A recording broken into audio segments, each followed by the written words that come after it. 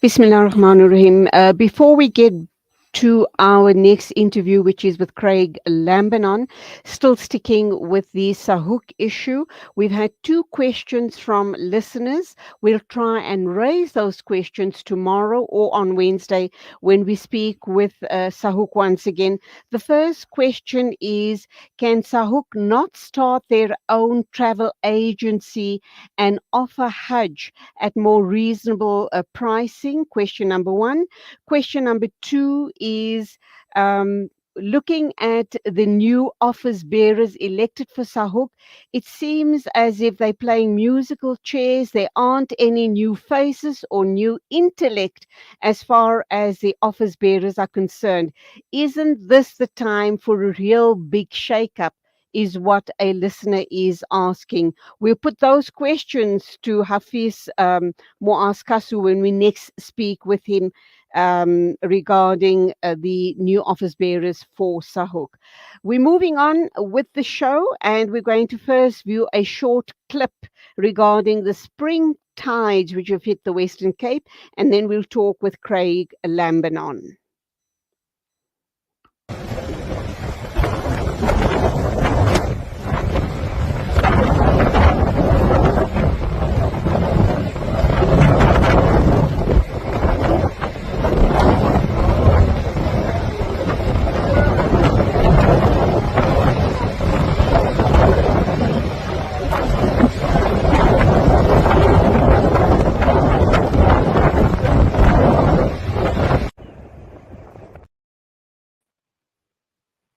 Oh my word, did you see that? Frightening, isn't it? As I view that, I can't even begin to imagine how traumatized the people in that area are feeling right now and wondering what next. Are they going to be in line for this type of weather in spring tides for the rest of the week or longer? But it also takes me to Libya and Morocco and those natural disasters. But let's speak with Craig Lambinon from the National Sea Rescue Institute. A very good morning to you, Craig. Welcome to the program. Morning. Thank you very much. Frightening, is it not? What exactly is the situation as you and I speak now? Are those spring tides still absolutely relentless? So the spring tide peaked on Friday. So spring tide happens at new moon and again at full moon every month. So more or less twice a month, unless it's a blue moon, which you then have a spring tide every 3 times in a month. And that affects the coastline around the whole world with other normal high tides, the lower than normal low tides. And this weather system that came through, that was alerted by the South African Weather Service between kind of Wednesday, Thursday, Friday, and then over the weekend with their regular updates on the weather system that is currently now affecting, as we speak now, Richards Bay are still being affected by that weather front that really enveloped the whole coastline from north of the west coast up at Alexander Bay all the way around north of KwaZulu-Natal. So that's just brought together a confluence of circumstances that, although it does happen from time to time, it obviously catches people unexpectedly. And because of the spring tide with the weather system and gale force winds and rough sea conditions, the winter rough sea conditions, we saw waves penetrating structures or buildings that are close to the shore, and obviously car parks and roadways as well. Disaster risk management and municipalities around the coast are busy with assessing the damage, and mop-up operations have begun. And it has obviously also affected the NSRI ourselves, with some of our rescue stations being compromised because they're obviously right on the beach line or on the shoreline. But we're busy with repairs. We remain operationally on duty as normal, 24 hours a day, every day of the year, together with the emergency services and ready to respond to any emergencies. But the spring tide is starting to abate now. It'll probably last into sort of like Tuesday, Wednesday, before the tides themselves return to normal. But we do continue to appeal to the public, follow the South African Weather Service alerts, and don't put yourself in any unnecessary danger. Don't physically go and put yourself in the face of danger. Be alert and be cautious. I understand that all beaches along the coastline have been closed. So technically, people are not allowed to go to the beaches. But of course, we do have situations of huge spectator value, and people are going to want to try and get as close to the disaster areas as possible. What is your advice to them? So, like I say, we advise public members, don't physically put yourself in the face of danger. Rather stay clear of those areas at this time. There are still, with every high tide, with the 2 high tides each day, the next high tide is often sort of between 4 o'clock and 5 o'clock, depending where you are around the coastline.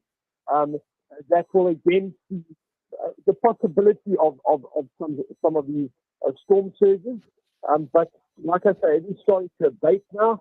But we would appeal to the public, be cautious and don't get too close to the danger.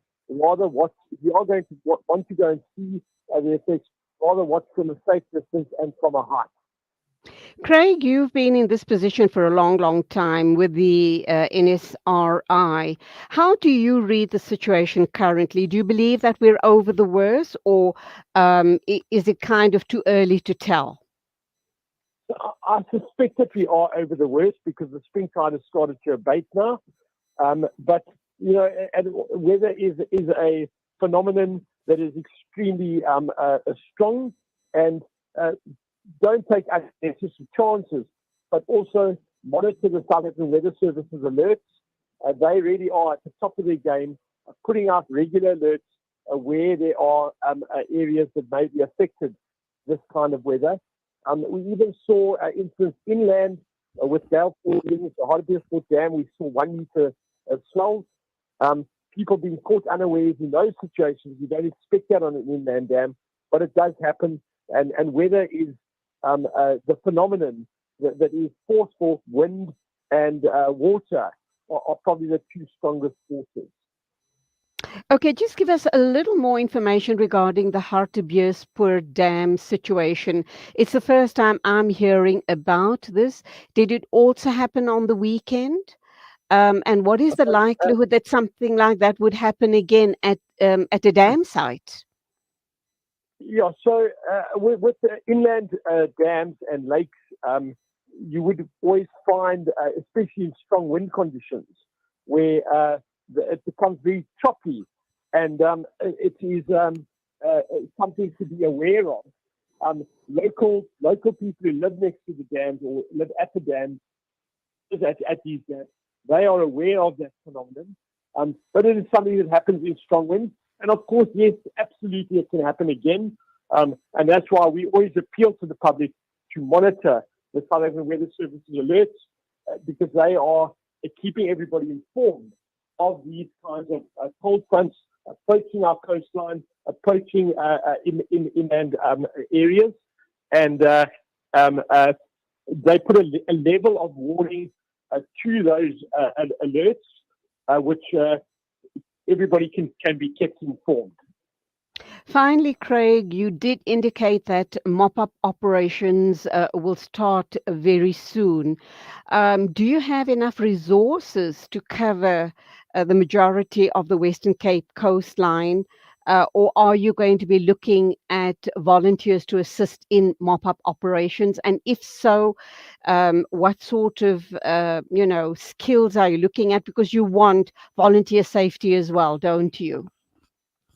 Yeah, so that is really the municipalities around the coastline that are dealing with that in cooperation with the likes of disaster risk management.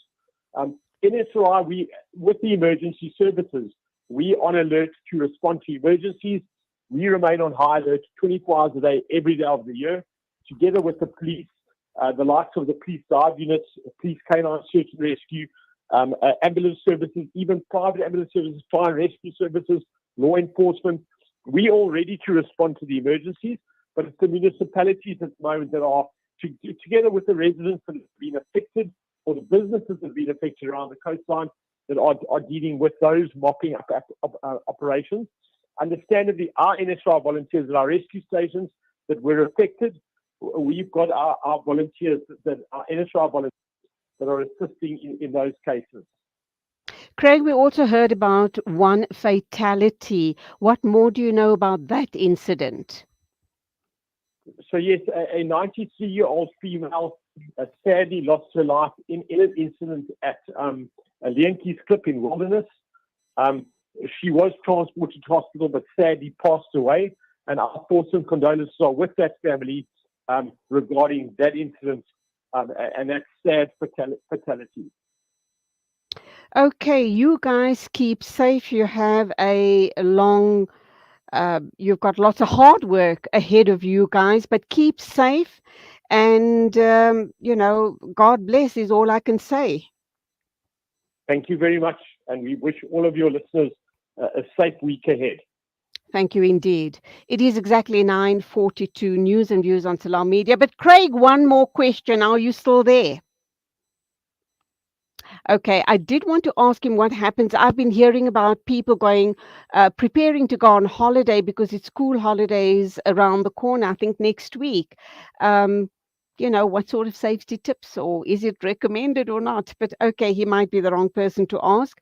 But let's see if we can cover that in the show tomorrow or Wednesday. But right now it is 9:43. And we are going to be wrapping up in a minute or two with our final interview of the morning with the amazing Professor Sindele Amina Ngubani.